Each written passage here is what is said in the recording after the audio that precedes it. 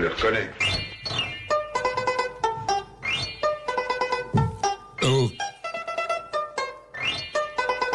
Perico. Aucun rapport avec le sujet précédent, hein. Les conserves tous, c'est à ça qu'on les reconnaît. Mais une bonne nouvelle, ma chère Maud, pour le 7e art français, les grands classiques font de la résistance, comme Papy. Comme Papy, on parle si souvent des nouveaux films qui ne fonctionnent pas et si peu des vieux films qui cartonnent. Lino Ventura a mis un bourre-pif aux Américains dimanche soir. Plus de 3,6 millions de téléspectateurs devant les cultissimes Tonton Flingueur sur France 2, contre 2,9 millions pour un film outre-Atlantique sur la fin du monde. Ça fait du bien quand on peut mettre un taquet culturel aux Amerlocs. On prend.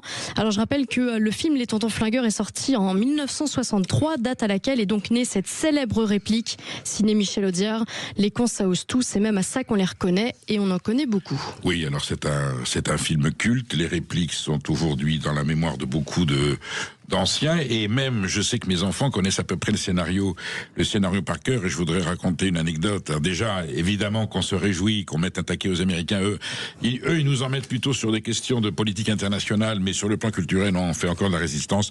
Et je veux rappeler cette anecdote délicieuse dans le tournage du film, la célèbre scène de la cuisine où ils sont en train de boire le vitriol que Robert Dalban leur a servi, hein, l'acteur que la Yes Sir.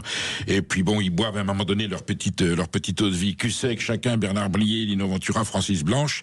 Alors eux avaient vraiment un petit peu d'eau dans leur verre, et Georges Lautner fait mettre vraiment de l'eau de vie à 70 degrés dans le verre de Jean Lefebvre, qui boit cul sec, et on garde la scène. Il se met à pleurer, il y a une larme qui coule, et on voit que l'homme est effectivement éprouvé, et c'est un grand acteur. Il y a de la pomme. On ne coupe pas, et on a gardé la scène telle qu'elle était. C'est un des chefs-d'œuvre, une anecdote du cinéma français.